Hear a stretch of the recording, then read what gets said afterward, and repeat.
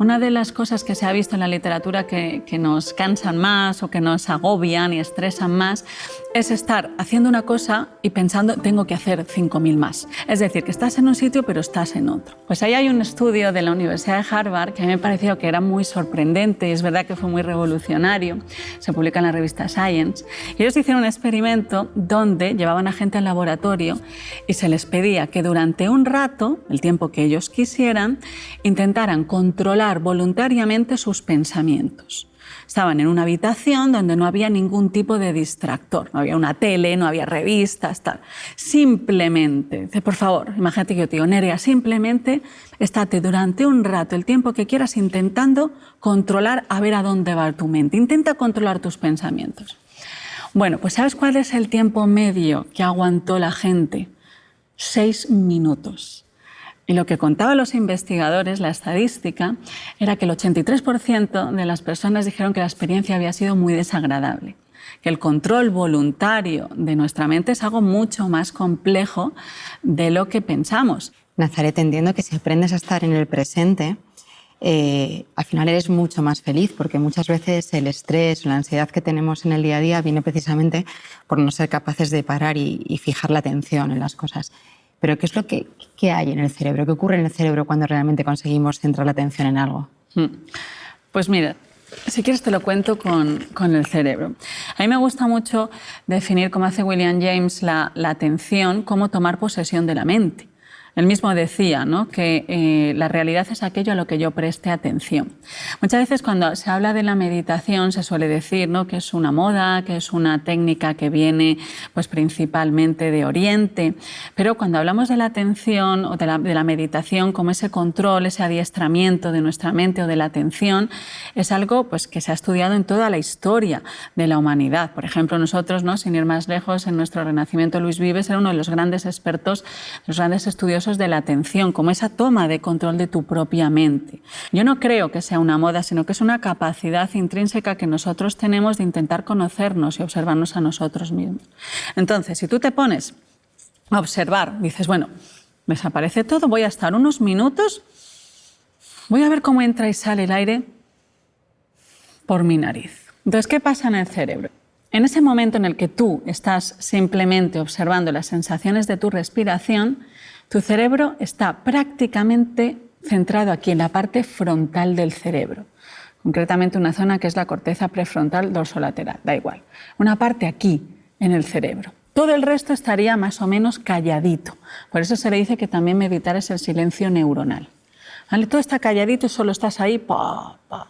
Y esto es muy bonito porque fíjate, ¿no?, que muchas veces se ha comparado a la corteza frontal, así como a la atención, como la lámpara del minero. ¿Sabes que los mineros se ponían un casco que tenían una luz y entonces solo se ve aquello a lo que ellos se enfoquen? Solo existe eso. Entonces, en ese momento, todo tu cerebro se centra prácticamente en esta parte del cerebro, que es la parte frontal del cerebro. Entonces, estamos ahí durante un ratito, no mucho, porque nuestra capacidad de atención es bastante más limitada de lo que pensamos, y de repente te has acordado de no sé qué, y ahora qué tengo que decir, a ver, y cuál era lo siguiente. Y entonces, ¿qué pasa? En ese momento, el cerebro, que era casi todo calladito, y solo esta parte frontal, en ese momento se ha llenado de colores. Pa, pa, pa, pa. Lo que nosotros observamos en la máquina es pa, pa, actividad que de aquí, de allá, pa, pa, pa, pa, pa. Un ajetreo inmenso. Los tibetanos, por ejemplo, llaman a ese estado la jaula de los monos a los que les ha picado un escorpión. Y yo cuando lo veía eso en el laboratorio, cuando se ven las imágenes, digo, es que es literalmente así, es como una jaula de monos. ¿Por qué? Porque de repente me acuerdo de cosas, me imagino cosas, surge un montón de diálogo interior, empiezo a recordar y a pensar en lo que tengo que hacer luego, pero todo eso súper rápido. Y entonces ahí has abandonado el control voluntario de tu atención. Por eso se dice, ¿no?, que la meditación es un combate entre lo voluntario y lo involuntario. Yo quiero estar atendiendo las sensaciones de mi respiración y mi cerebro coge y se ha ido. Ahí pasas un rato y de repente te das cuenta de que te has distraído. ¿Cuáles son las zonas del cerebro que se dan cuenta? Y esta es la parte más importante de la neurociencia de la meditación. Identificar cuáles son las partes del cerebro que a ti te permiten darte cuenta de que te has distraído. Son partes fundamentalmente que están aquí dentro del cerebro. ¿Vale? Es la corteza cingulada, es una especie de paraguas que tenemos dentro del cerebro, que es el interruptor que pasa de lo inconsciente a lo consciente. Esa y una zona del cerebro, que es la ínsula, que es la parte del cerebro más involucrada en la idea de quién soy yo. Por tanto, cuando nosotros estamos meditando, estamos controlando nuestra atención, lo que estamos haciendo es adiestrar a nuestro cerebro a darse cuenta de sí mismo. Yo me doy cuenta de que me he distraído. Y esto no solo es válido para aprender a estar en el presente, sino que además nos es válido para aprender a identificarnos a nosotros mismos. Cuando empezamos a practicar, la zona frontal se refuerza, la corteza cingulada también crece, la ínsula crece, la amígdala, que es una zona del cerebro que es más involucrada en las emociones, a lo mejor de un carácter más negativo, disminuye. Eso está correlacionado con una menor sensación de estrés, menor sensación de ansiedad.